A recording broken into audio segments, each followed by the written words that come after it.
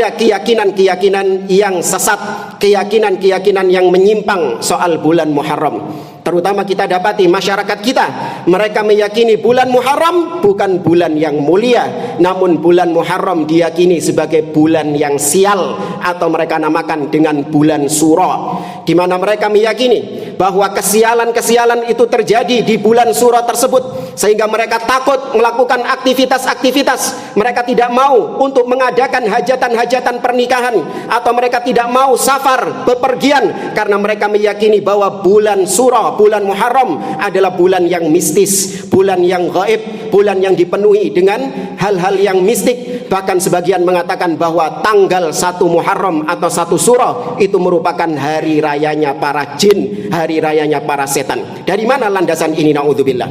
Maka seorang yang masih meyakini bahwa bulan Suro adalah bulan yang sial, jangan dianggap ini permasalahan yang sepele. Ini merupakan bentuk kesyirikan kepada Allah Subhanahu wa taala. Kenapa demikian? Karena kata Nabi SAW, at-tiyaratu syirkun, at-tiyaratu syirkun, at-tiyaratu syirkun.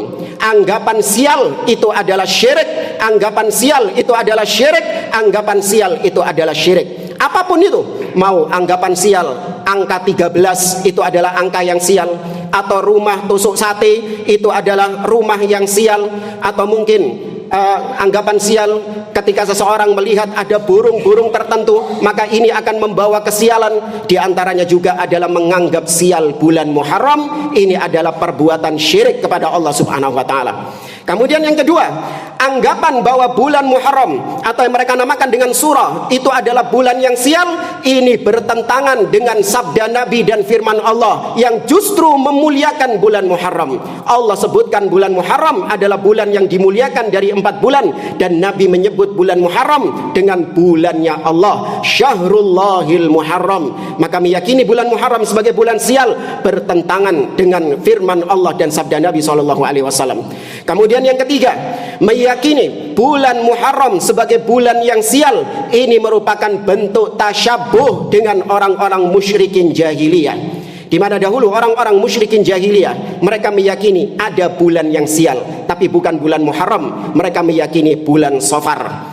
Maka kemudian Nabi SAW menepis anggapan sial ini, seraya mengatakan, Nabi SAW bersabda, la adwa wala tiara wala hamma wala safar. Tidak ada penyakit yang menular dengan sendirinya, semua itu dari Allah Subhanahu wa taala.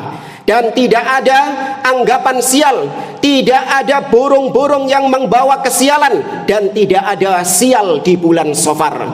Kalau orang-orang sekarang meyakini bulan Muharram adalah bulan yang sial, ini merupakan bentuk tasyabbuh, karena orang-orang musyrikin juga meyakini ada namanya bulan sial, wal iyadzubillah. Kemudian yang keempat, kenapa kita tidak boleh meyakini bulan Suro atau bulan Muharram sebagai bulan yang sial? Karena itu bentuk menyakiti Allah Subhanahu wa taala. Allah berfirman dalam sebuah hadis qudsi, yu'dhini ibnu Adam, anak-anak Adam telah menyakitiku. Dengan cara apa menyakiti Allah? Yasubbud dahra, mereka mencaci maki waktu, mereka mencela waktu. Di antaranya meyakini bahwasanya waktu ini dan ini adalah waktu yang sial. Itu adalah bentuk mencaci maki Allah, atau bentuk mencaci maki waktu dan menyakiti Allah. Wa ana dahru, padahal akulah yang menciptakan waktu. Uqallibul laila wan nahar, akulah yang membolak-balikkan siang dan malam. Namun sedemikian jelas qala Allah dan qala Rasul, sedemikian jelas syariat menjelaskan bahwa bulan Muharram adalah bulan yang mulia, bukan bulan yang sial. Namun sebagian orang tertipu dengan syubhat-syubhat. Mereka tertipu dengan talbis oleh iblis dan para pengikut-pengikutnya, di mana mereka membungkus anggapan mistis di bulan Suro itu adalah bentuk melestarikan tradisi Nusantara. Inilah warisan budaya, inilah warisan nenek moyang kita yang kita tidak boleh meninggalkannya. Kita wajib berpegang teguh melestarikan tradisi leluhur-leluhur kita. Dengan cara apa? Dengan cara berbuat syirik kepada Allah. Apa yang mereka lakukan ketika tanggal 1 Suro? Mereka memandikan benda-benda pusaka, entah itu keris atau batu akik atau jimat dan yang lainnya. Itu jelas-jelas merupakan bentuk kesyirikan kepada Allah Subhanahu wa taala. Nabi SAW mengatakan, innar ruqa wat tamaim wat tiwala syirkun. sesungguhnya jampi-jampi ala dukun, sesungguhnya ilmu sihir, dan sesungguhnya benda-benda keramat atau jimat-jimat yang dikeramatkan, syirkun, itu bentuk kesyirikan kepada Allah Subhanahu wa taala.